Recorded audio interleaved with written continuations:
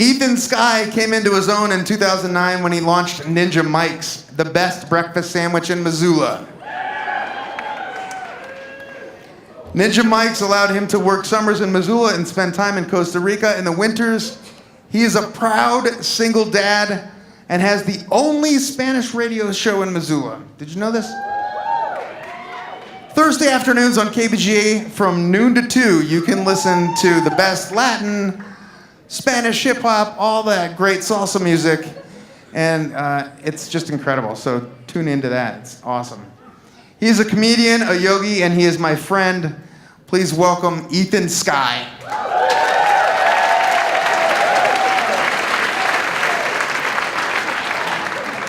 Give it up for Mark Moss for putting this on. What a gift to this community that he does. So as he says, I did go to Costa Rica during the winter times. I lived in Missoula about 9 years, but I've only spent about 5 winters here. 4 of those winters, I flew down to the Caribbean with my 2-year-old son. And we weren't just tourists, okay? We weren't like traveling through the country. We had to pick a spot and settle down and stay there for about 6 months at a time. So we picked this small Rastafarian village on the coast of Costa Rica called Puerto Viejo. You guys familiar with Puerto Viejo? And we set up shop there. And my son went to preschool there for 4 years. He played on a soccer team that traveled to different villages and played other schools. I got a job at a restaurant, an Argentinian restaurant for some reason in Costa Rica. And I learned how to do empanadas and milanesas, and I paid rent. And we were fully engulfed. We started wearing Rasta color. It just happens. Red, green, and gold. Now, that sounds dreamy, right? We got to go to the beach all the time. A productive day down there is 3 hours on the beach doing nothing. So we did that a lot. But it sounds dreamy to get out of the Missoula winters, but there's some hardships about living in the Caribbean. This was the poorest region of the country as well. And we were introduced to poverty. And we never had hot water. A lot of people couldn't afford hot water, and I thought it was good for us to live the same way like that. And so my 2-year-old son had to take cold showers, which was rough. Sometimes he wanted a little hot water, so I'd boil it on the stove, make sure it's cold, and then just put him in this plastic bin, right? That was rough. The moistness of the jungle down there makes everything grow, just like mushrooms everywhere, on your clothes, on your toes. It's just gnarly. It smells. So that was rough. But the hardest thing were the mosquitoes. Yeah. The mosquitoes, so in Montana we got mosquitoes. They're pretty big, they're pretty gnarly, but they're not tropical mosquitoes. Mosquitoes down there are huge, and they carry diseases, like dengue fever, malaria, other things. But we've all gotten bitten by a mosquito, and it hurts, and it itches, and it's annoying, and it's horrible. Anyway, it's a tourist town, so you could see all the tourists coming in, the pale North Americans and Europeans, they come in white, and they leave red with sunburns and mosquito bites. That was part of the deal. The first year I was down there, my son got destroyed by mosquitoes. And the locals were like, do you have a mosquito net? I was like, no, dude, I'm a local now. I'm a native. I'm like you guys. They're like, we have mosquito nets. I'm like, oh. So I got a mosquito net. Year 2, we went down, and I had less money, so I couldn't afford the beachfront property for $200 a month. So I moved into the jungle for $150 a month, deep in the jungle. And as we already heard, with the centipedes and the scorpions and the snakes and bigger mosquitoes, that's where we chilled. Now my son got bit by a special mosquito when he was 3 years old. He got bit on his wrist twice, and he got bit on his face. Now, just like any other 3-year-old or 50-year-old, 70, everyone, it's hard not to scratch mosquito bites. Am I wrong? And this 3-year-old just wouldn't stop touching his bites. And I became neurotic about it. You know, like, dude, stop touching your thing. You know, get your hands away from there. And they just kept on growing, you know? They wouldn't heal. They wouldn't heal, and it just kept on growing, bigger and bigger, all 3 spots. So I went to my neighbor. I was like, what is going on?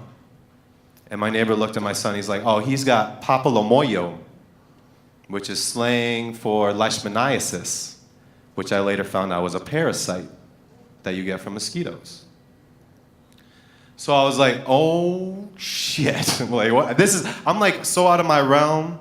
I don't know what to do. I've lived here for a year. This is my 2nd year. I feel like I'm involved. I'm part of the community. You know, we're doing all the things. We're living the life down here. But I'm so far out of my league as far as healthcare down there. I don't know what to do. So my neighbor says, don't go to the doctor. Hashtag bad advice. This is all you need to do. Go into the jungle, find this white flower, take the green leaves off the flower, mash up the green leaves into a paste, and put it on the wounds. I was like, psh, no problem. I'm like, you guys, I can do this. So I go into the jungle, and he comes with me. He's like, there it is right there. So I find the flower, and I take the leaves, and I take them home, and I'm super psyched. I'm like, F Western medicine. Like, I can do this. I can do this. Mashing it up, cutting it up, and then I apply it to my son. He says you just got to put it on a paste, stick it on there, and maybe put a piece of tape on there, right, so it stays. And the juices from these flower leaves will kill this parasite. Because the parasite cannot be killed by antibiotics. It's just a strong... Papalomoyo is the real deal down there. So I mash it up, make this little paste. I put it on his face. I put it on his wrist. And then I'm like, okay, now what? He's like, now just wait. So he spends a couple days with this on his face. I go down, we're hanging out. My neighbor sees us out in town, and he calls me over. He's like, Ethan, what are you doing, man? What's with your kid?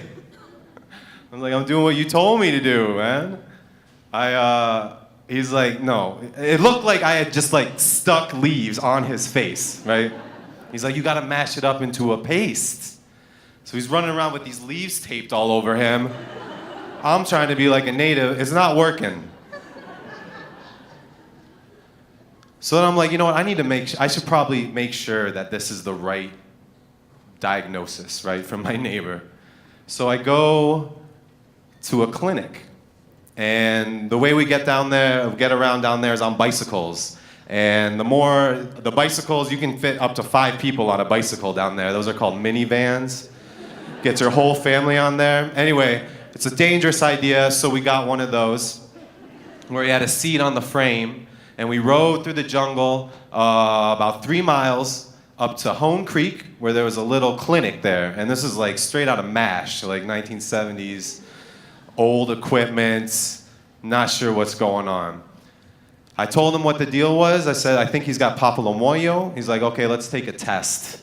And so the whole idea, as I said before, everything was wet there. All the mushrooms growing, just fungus everywhere. So the wounds on the mosquito bites, it takes forever to heal because they need to dry out.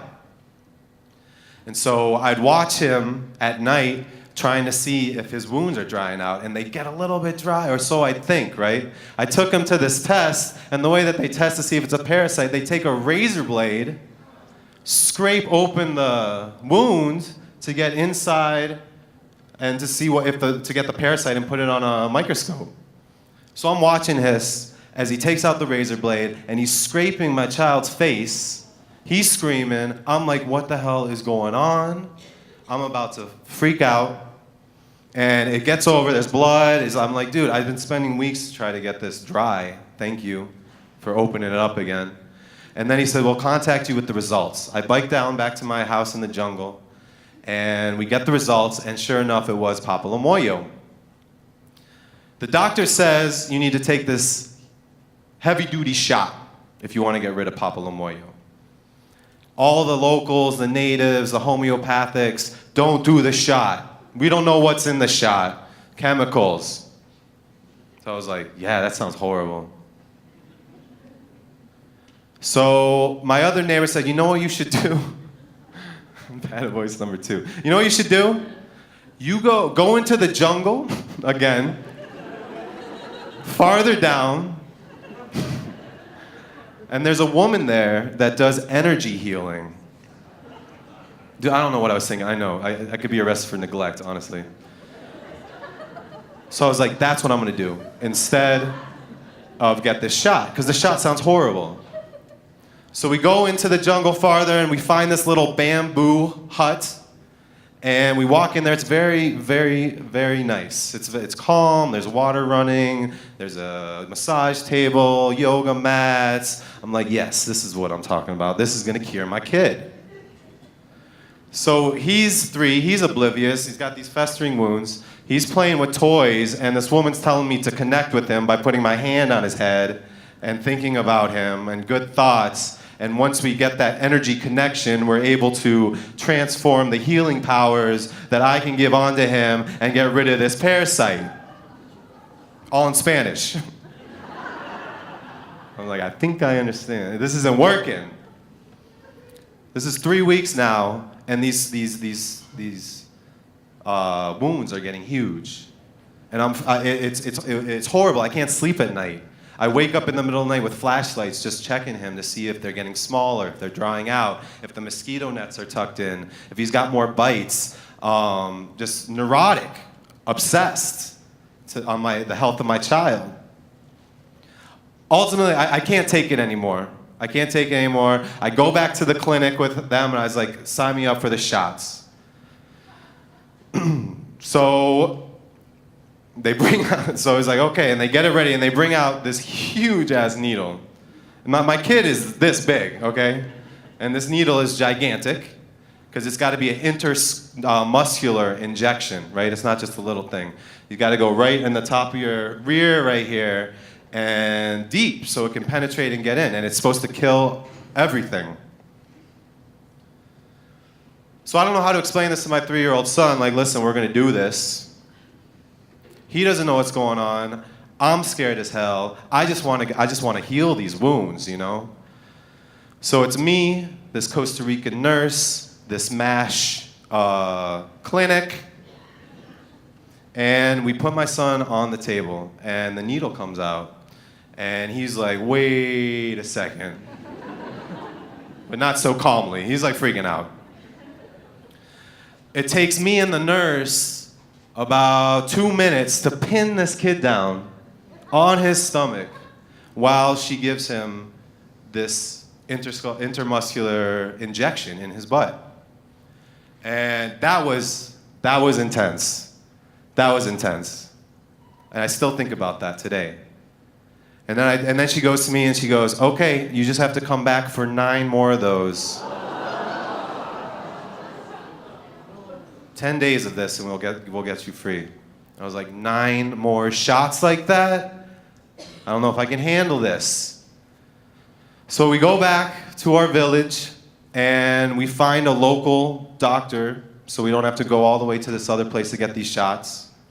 And we tell him the deal, and he's like, you know what, it's common around here. That's actually the mark of the native, is what they say, these marks that come of this. So I was like, great, whatever, just get rid of this shit, okay? So at $2 for every shot, as we pull up to the clinic every day, my son knows what's happening, right? So he's yelling. We go in there. They're really sweet, though. They put on cartoons in the waiting room. And when we come back, it was the same wrestle every time, 10 days in a row, wrestling him down, shooting him up, and it was a traumatic experience. But what got him through that every day is ice cream. That dude ate so much ice cream in those 10 days, and it helped out a lot. It helped out a lot for his morale.